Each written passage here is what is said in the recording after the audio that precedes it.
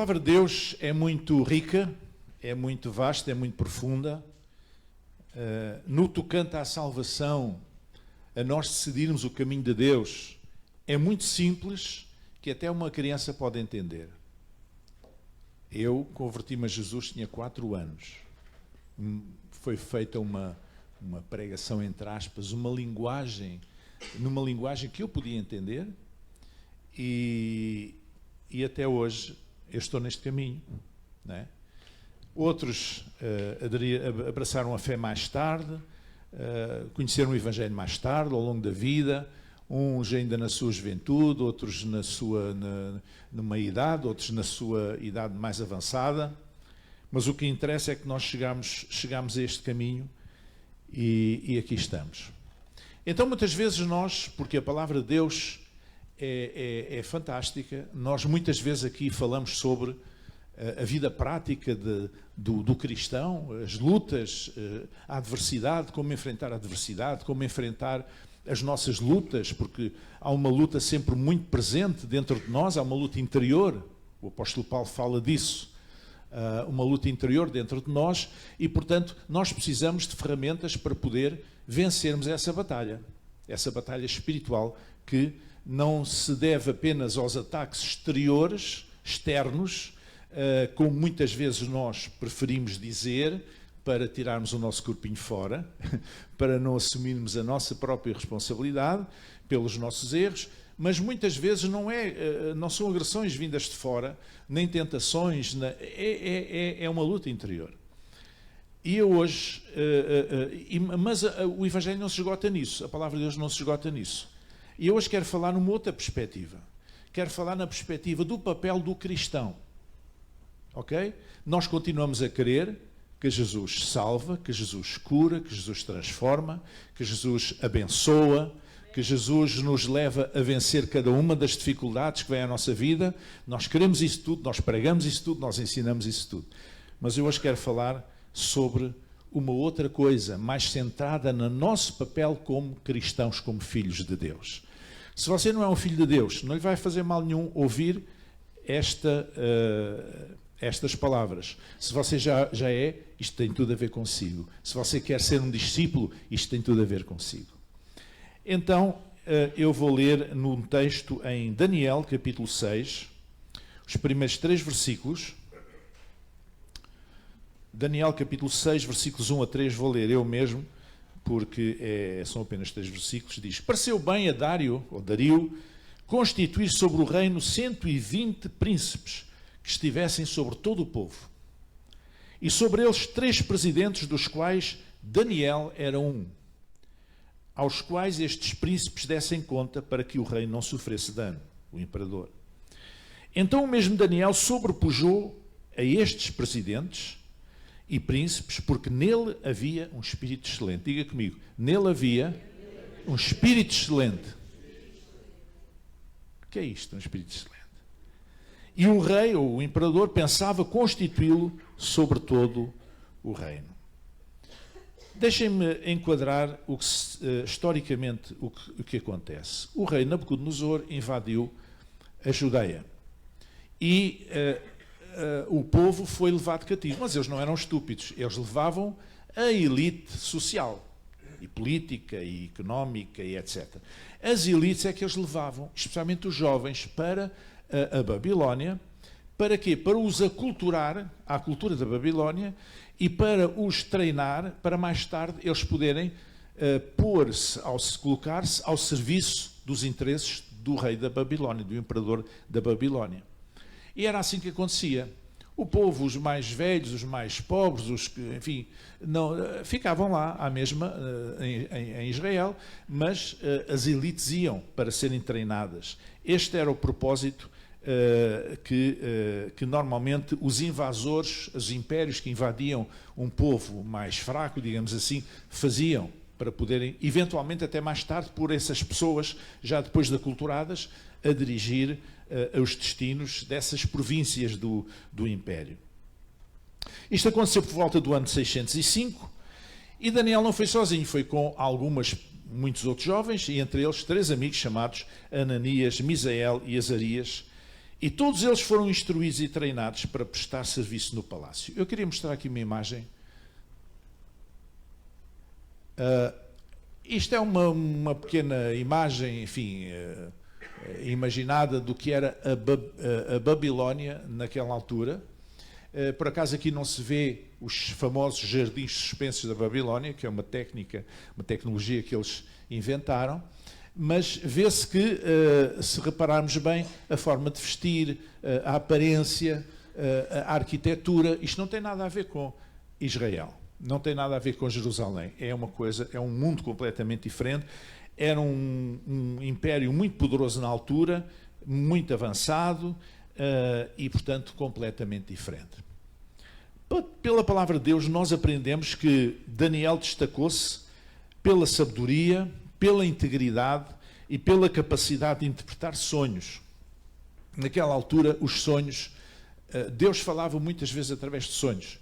Porquê? Porque não existia ainda a palavra de Deus disponível para eles poderem, que é a palavra de Deus, que é a luz para os nossos pés, lâmpada para o nosso caminho, não é? E na altura ainda não era possível, então as pessoas não tinham esse acesso. Então Deus falava de formas sobrenaturais, uma delas era através de sonhos, visões e assim. E Daniel tinha capacidade de interpretar sonhos pelo poder do Espírito de Deus, e isso levou-o a cargos de liderança no governo babilónio e depois, mais tarde, no governo persa, porque ele serviu vários imperadores. Quando dizemos que ele tem um espírito excelente, o que é que significa a palavra excelente? Significa aquele que paira sobre, aquele que está acima, significa aquele que é abundante, aquele que é mais do que suficiente, ou qualquer coisa que é muito grande. Isto é o que significa, digamos, a palavra excelente. E há séculos atrás houve um Papa que decidiu mandar fazer uma tradução da Bíblia para o latim, porque era a língua eclesiástica, digamos, da Igreja, e então daí surgiu uma versão chamada a Vulgata Latina. O que é que a Vulgata Latina diz sobre este Espírito excelente? Diz que era um Espírito de Deus em abundância, ou seja, Daniel tinha o Espírito de Deus em abundância sobre a sua vida. E por isso ele foi nomeado e mais tarde testado e mais tarde confirmado ao comprovar a sua integridade e levantado ao cargo de primeiro-ministro do Império. Coisa fantástica, não é? Já tínhamos o caso de José do Egito, não é? Parecido, e agora temos o caso de Daniel no Império Babilónio e depois no Persa. Porque é que Daniel tinha um espírito excelente ou, como diz noutras traduções, extraordinário, fora do normal, fora do que é ordinário, do que é usual? Porque é que ele tinha este espírito? Se nós lermos os comentadores bíblicos, especialistas, eles referem a algumas razões. Dizem que o facto de Daniel ter predito a queda da Babilónia, porque ele previu que a Babilónia iria cair, e assim aconteceu, quando ninguém diria que tal iria acontecer, Deus revelou-lhe e ele partilhou isso. Talvez porque tinha um espírito extraordinário, dizem eles, por causa das suas grandes qualidades políticas, de conhecimento dos assuntos civis, competência na administração, etc. Mas, sobretudo, por causa do seu caráter nobre. Registrem isto. O caráter nobre. Daniel tinha um caráter nobre. E eu gostava de falar esta manhã sobre 3 grandes segredos na vida de Daniel. 3 grandes segredos na vida de Daniel. E o primeiro deles é que, apesar do exílio, Deus continuava presente na vida de Daniel. Veja bem, Daniel faz parte de uma elite judaica, está destinado a altos voos, possivelmente a desempenhar cargos altos na Babilónia, e de repente vem uma força, uma potência estrangeira, arrebenta com aquilo tudo e leva as pessoas cativas para a Babilónia. Para muita distância, para um tipo de sociedade completamente diferente, deuses diferentes, valores diferentes, estilos de vida diferentes, tudo diferente, língua diferente, comida diferente, tudo diferente. E eu creio que este era um grande desafio para Daniel e para os seus colegas e para os outros também, os seus amigos e todos os outros, um grande, grande desafio. Porque Daniel podia dizer, bom, Se Deus não me protegeu, se Deus não protegeu o meu povo, porque é que eu hei de continuar a ser fiel a Deus? Aqui a estes milhares de quilómetros de distância, numa terra estranha, que eu não conheço ninguém, que nem sequer cultuam o mesmo Deus que eu, e portanto, para quê? Vale a pena. E eu estou a dizer isto porque, por vezes na nossa vida, acontece, na vida de alguns crentes, há uma pequena contrariedadezinha. E qual é o primeiro pensamento? Será que vale a pena eu continuar a buscar a Deus? Será que vale a pena eu ser fiel, continuar a ser fiel a Deus? Será que vale a pena eu continuar a confiar em Deus? Estão decepcionados com Deus por causa de uma coisinha que aconteceu. Não tem nada a ver com o trauma terrível que foi aquilo que aconteceu com Daniel. Uma coisa completamente traumática, completamente diferente. Houve uma coisa que Daniel fez e que nos comprova, desde logo, que ele continuou fiel a Deus, que Deus continuava presente na sua vida, apesar de estar numa sociedade diferente e à distância. A Bíblia diz que Daniel e os seus companheiros recusaram contaminar-se com os manjares da mesa do rei. O que é que isto significa? Significa que nós não devemos comer fazão, ou assim umas coisas, ou sapateiras e lagostas e coisas. Não, é que os judeus tinham uma ética alimentar, que vinha da lei de Moisés, eles não podiam comer certas coisas, e mesmo aquelas coisas que eles podiam comer, que Deus autorizava, digamos, que eles comessem, tinham que ser preparadas de uma maneira especial, e não como as pessoas normalmente, não judeus, preparavam, os gentios preparavam.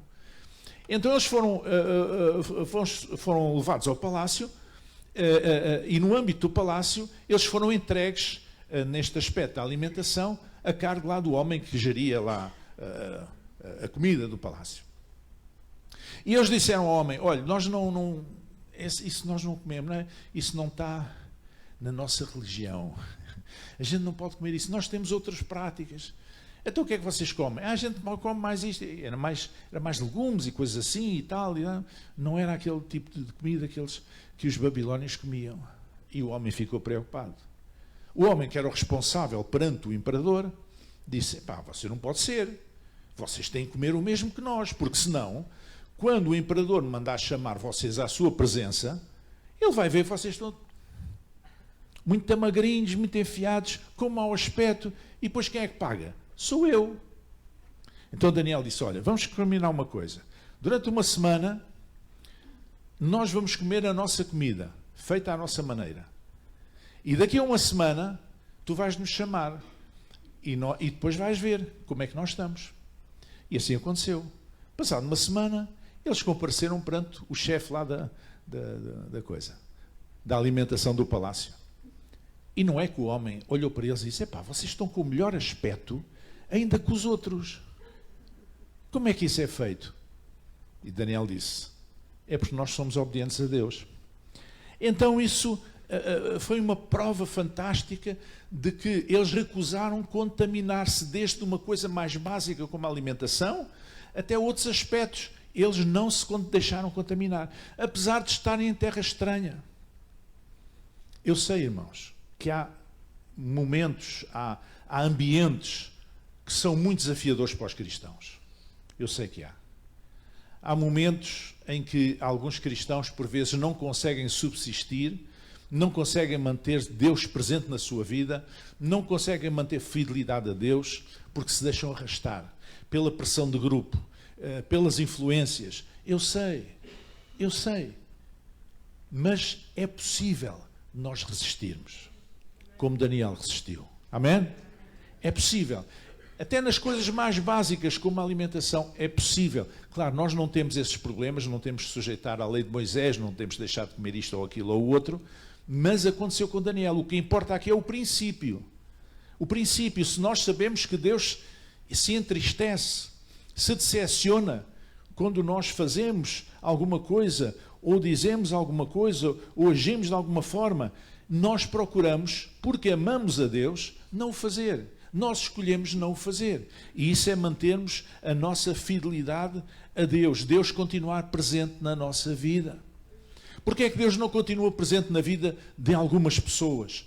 Porque elas fazem tudo para o entristecer, na prática. Podem com a sua boca até dizer que amam a Deus e tudo isso, mas na prática não o fazem. Sabe, às vezes nas férias, quando a gente está longe, há pessoas que pensam assim, Deus não está a ver. Eu agora estou de férias de Deus. E então vivem de qualquer maneira.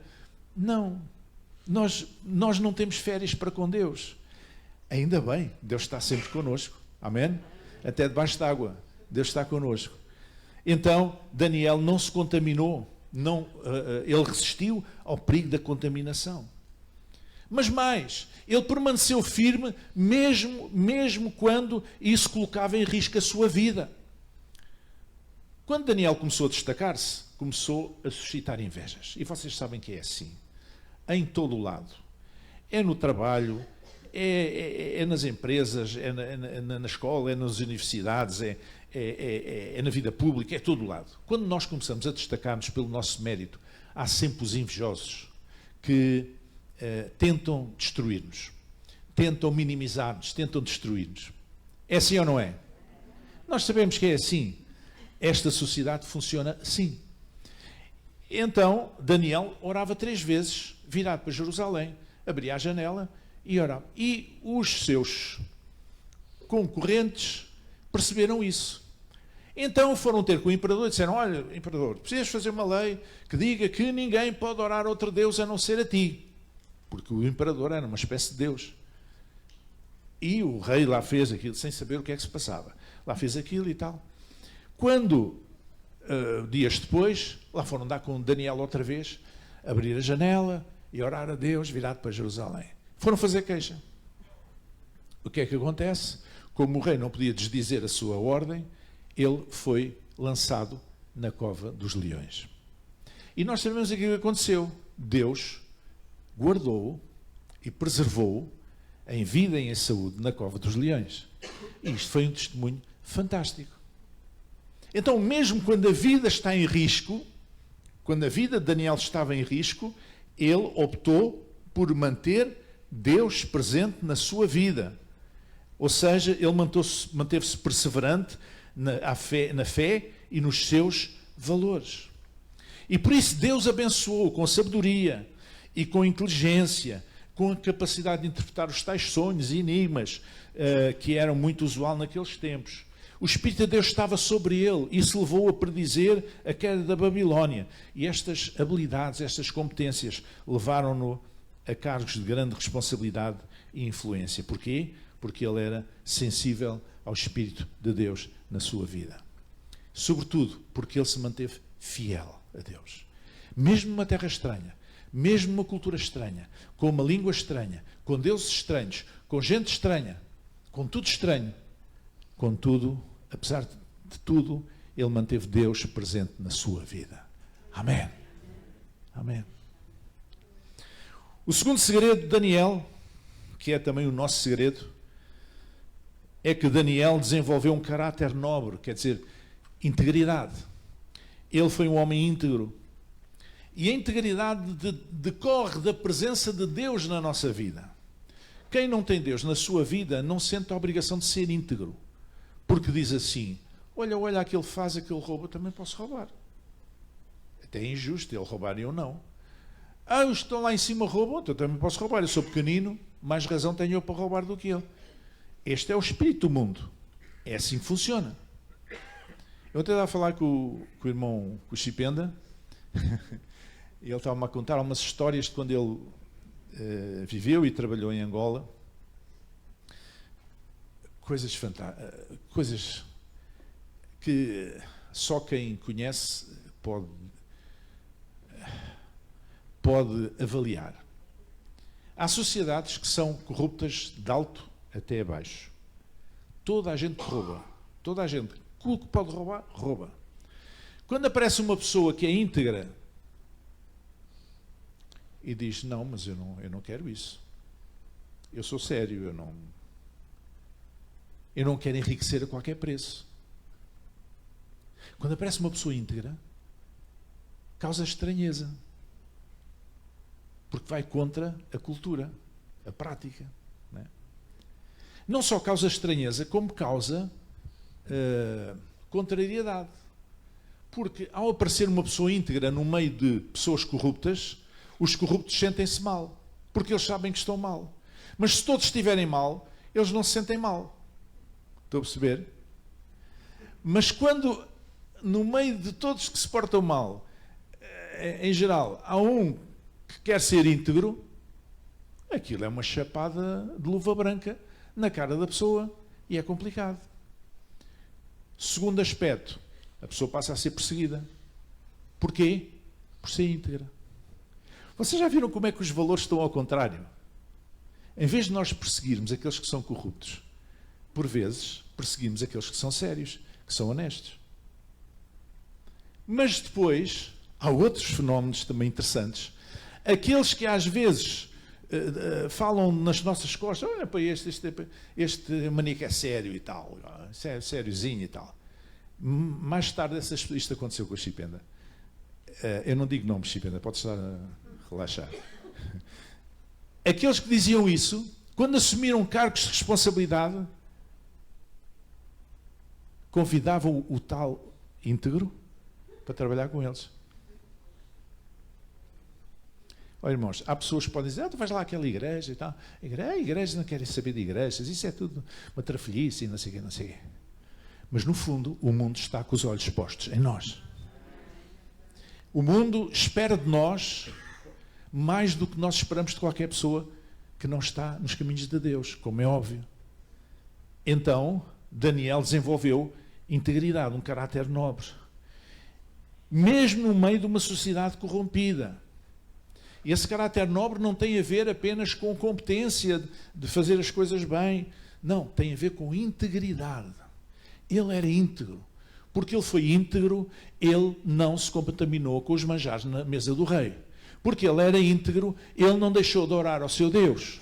Porque ele era íntegro, ele permaneceu firme e fiel nos seus valores, na sua fé, do princípio ao fim. Então, o segundo grande segredo na vida de Daniel é que ele desenvolveu um caráter nobre, integridade. É isso que Deus espera de nós. E mais, é isso que o mundo espera de nós. É por isso que a Bíblia diz que nós devemos ter bom testemunho dos de fora. Amém? Eu tenho muita vergonha alheia daqueles que, se dizendo cristãos, só provocam escândalo para os de fora. Tenho muita vergonha. Tenho muitas dúvidas que essa gente seja cristã. Porque está completamente ao arrepio daquilo que Deus diz.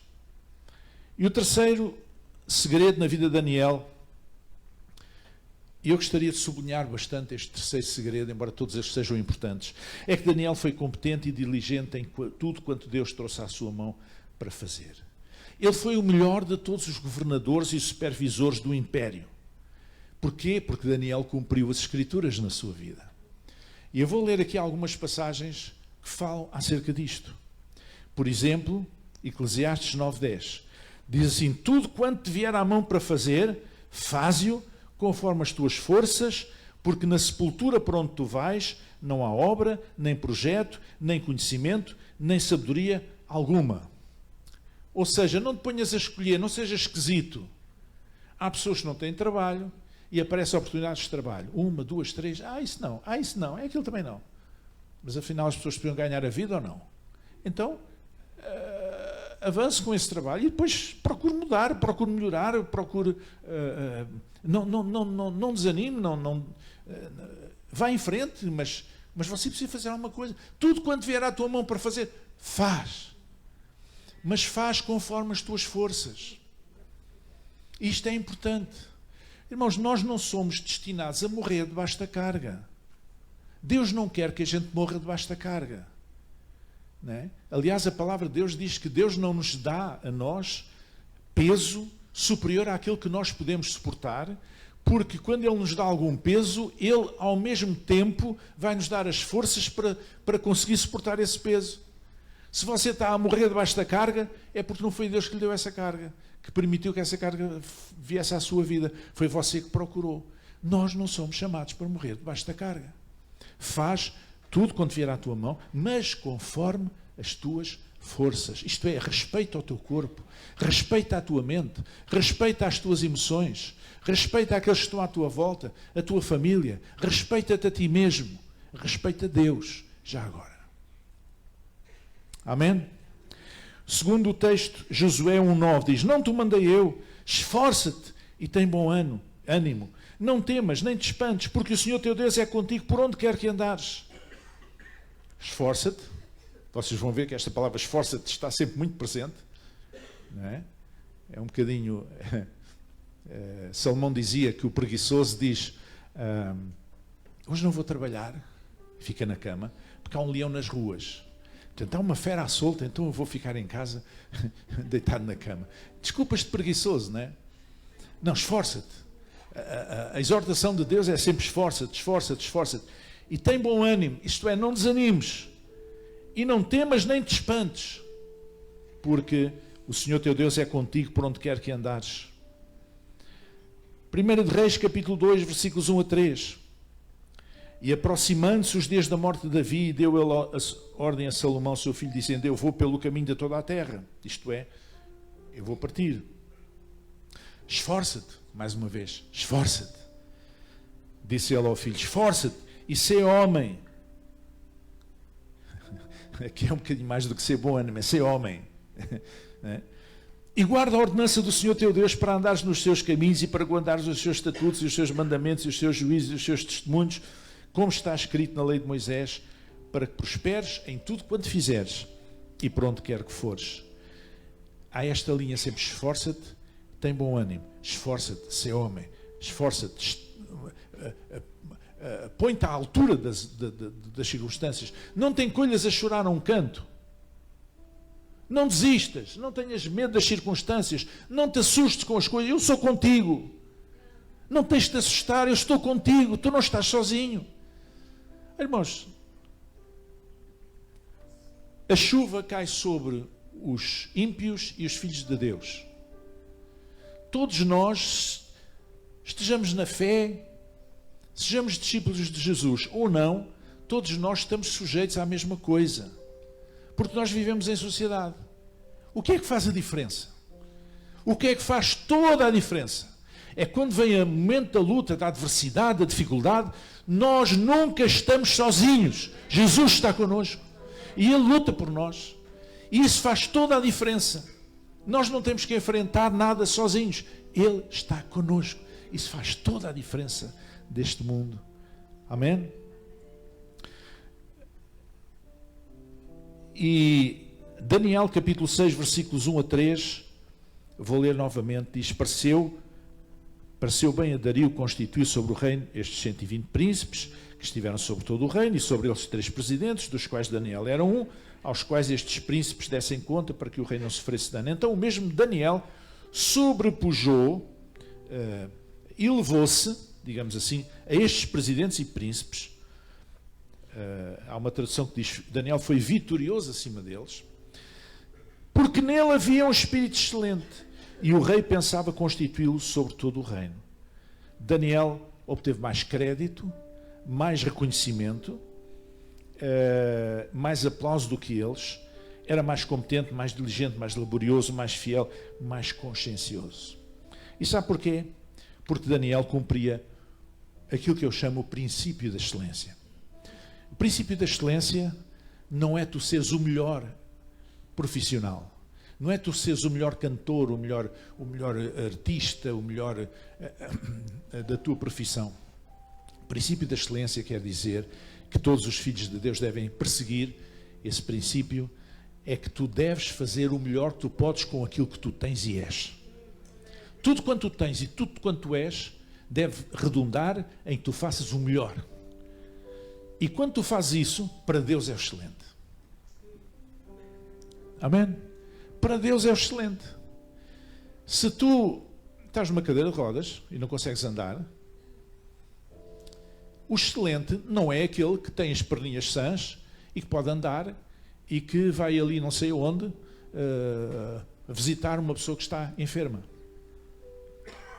Aquele que está em cadeiras de rodas pode arranjar a forma de também lá ir. Ok? Então, nós não partimos todos não temos todas as mesmas competências, os mesmos dons, as mesmas capacidades, os mesmos talentos naturais ou os mesmos dons espirituais. Não temos todos os mesmos. Mas para Deus, excelência, e o que interessa é a forma como Deus nos vê.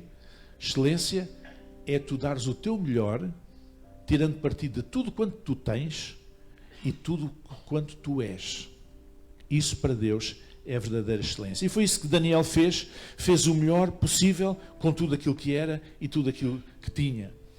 E o cargo que ele foi chamado exigia talento, ser primeiro-ministro do império, exigia talento e exigia sobretudo integridade, de modo que honrasse a confiança que o imperador depositou nele. Reparem que o espírito excelente não tinha a ver com alguma ideia do imperador sobre ele ser uma pessoa piedosa e assim. Não, o imperador era pagão, nem sequer era crente no Deus de Israel, no Deus de Daniel. Não tinha nada a ver com isso. Tinha a ver com a capacidade, o conhecimento dos assuntos que ele tinha, a sua sabedoria, a competência e a sua integridade, sobretudo.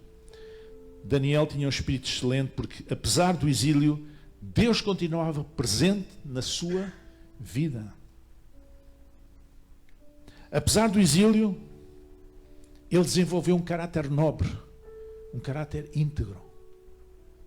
Ele não foi atrás da cultura do império, da corrupção.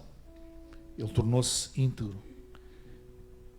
E ele tinha um espírito excelente porque ele era competente em tudo quanto Deus trouxe à sua mão para fazer. Vamos chegar em pé.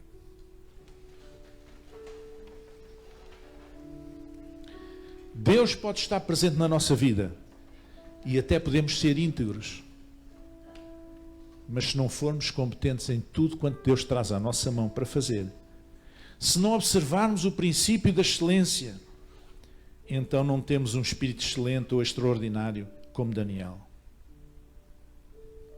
E eu vou terminar com algumas perguntas. Como é que nós encaramos o serviço à nossa família? Nós somos discípulos de Jesus e é suposto que nós ministremos à nossa família. Como é que nós encaramos o serviço à nossa família? Há pessoas que não querem saber da família, só querem saber da igreja, ou só querem saber da sua profissão. Como é que nós encaramos o serviço à nossa família? O espírito de excelência começa aqui. Amém? Como é que nós encaramos o serviço da nossa igreja? Deus diz, tudo quanto vier à tua mão para fazer, faz.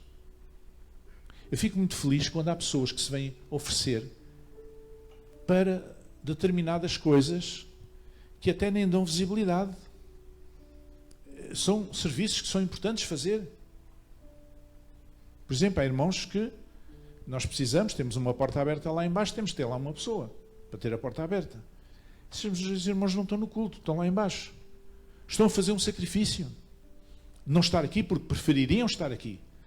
Mas Deus trouxe à sua mão alguma coisa para fazer e eles querem fazer com excelência. A mesma coisa no trabalho com crianças. Dificilmente alguém se oferece para trabalhar com crianças.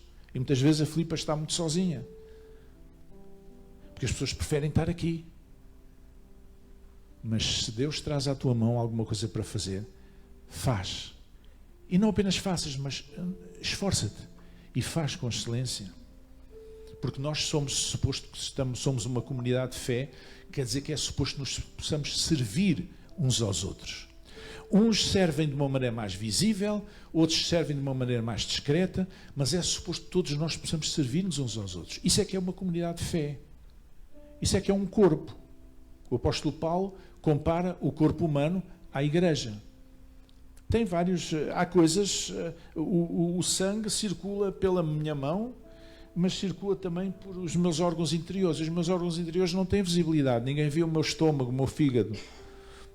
Eu também não consigo ver os vossos, não é? Ainda bem.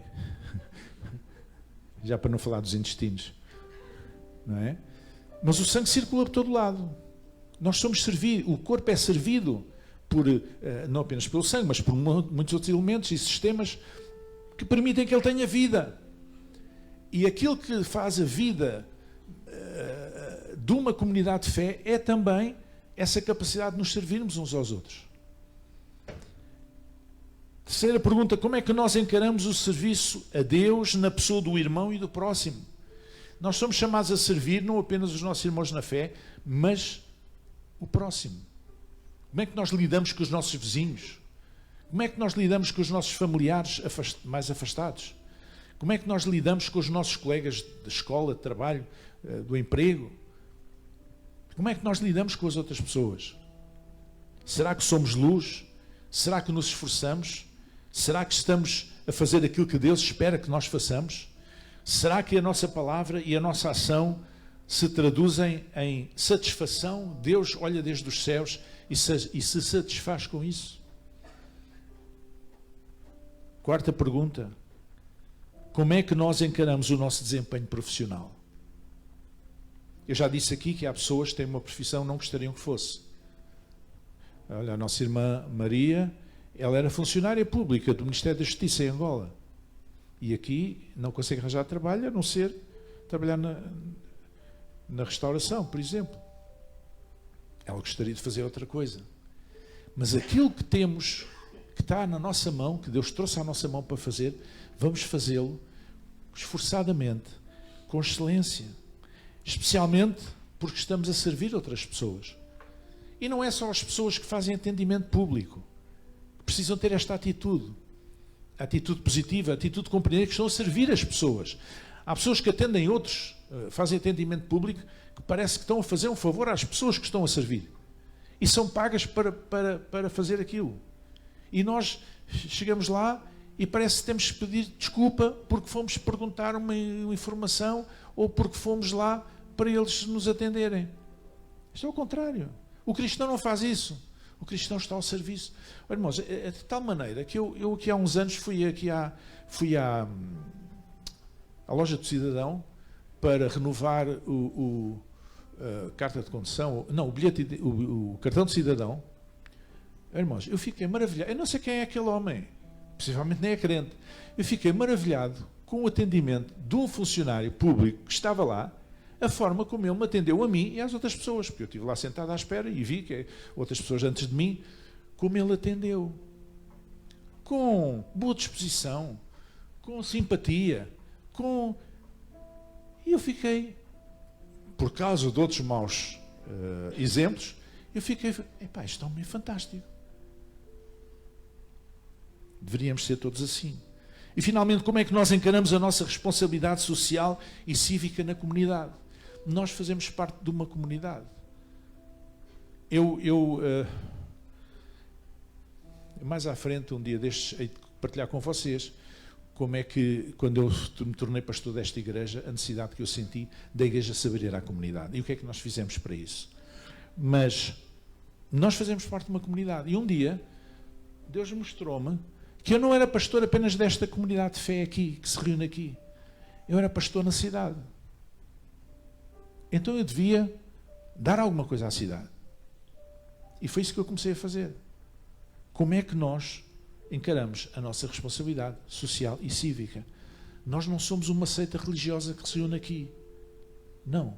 Nós somos pessoas, famílias, que vivem na cidade, na região, e que interagimos com os nossos vizinhos, com os nossos colegas de trabalho, com outras pessoas, em vários domínios, e em todo o momento nós devemos esforçar-nos, fazer o nosso melhor. Aquilo que Deus traz à nossa mão para fazer, vamos fazer e vamos fazer com espírito de excelência. Daniel teve esta experiência fantástica. Subiu ao cargo de primeiro-ministro do império, do maior império daquele tempo, daqueles dias. Porquê? Porque ele se manteve sempre Deus presente na sua vida.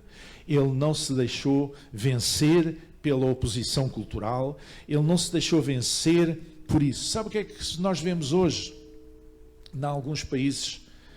É os cristãos promoverem uma guerra cultural ou guerras culturais. Nós não somos chamados, a igreja não é chamada para fazer guerra cultural a ninguém. a igreja é chamada para ser luz do mundo. Posso ouvir um amém?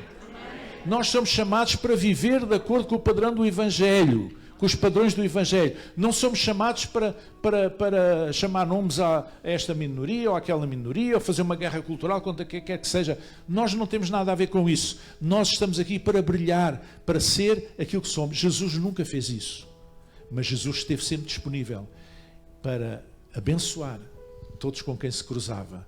Esteve sempre disponível para anunciar o reino de Deus. Esteve sempre disponível para aconselhar as pessoas que o procuravam. Esteve sempre disponível para ligar as pessoas ao Pai. Esteve sempre disponível. E é isso que a igreja tem que fazer, porque a igreja é uma extensão de Jesus na terra. Por isso é que Jesus é a cabeça da igreja e nós somos o seu corpo. Amém. Amém. Curvem as nossas cabeças. Senhor nosso Deus e Pai, nós te agradecemos pela tua palavra, Senhor, esta manhã.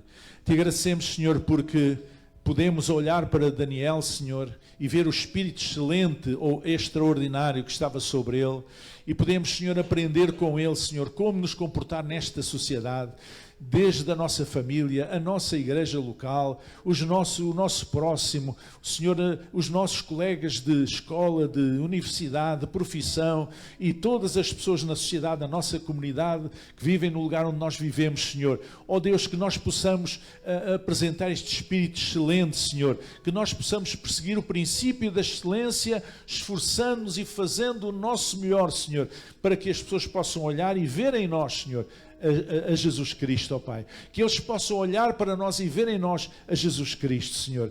Deus, que as pessoas não possam ver em nós quem está interessado apenas em doutrinar ou em fazer proselitismo ou em ganhar adeptos, nada disso. Que as pessoas possam ver em nós um exemplo de fé, um exemplo de vida, que nas nossas palavras, nas nossas ações, nas nossas omissões, nos nossos pensamentos, Senhor, nós possamos glorificar e exaltar o Teu nome, Senhor, e o mundo conhecerá o Teu amor, Senhor, através de nós, Pai. Em nome de Jesus, abençoa esta igreja, abençoa cada irmão e irmã, abençoa cada jovem, cada menino, Senhor, cada criança, abençoa, Senhor, cada família aqui representada, que nós possamos ser uma luz onde é que nós possamos estar, Senhor, para podermos brilhar, Senhor, e que os outros possam ver em nós a luz de Cristo, Pai. Em nome de Jesus, que assim seja.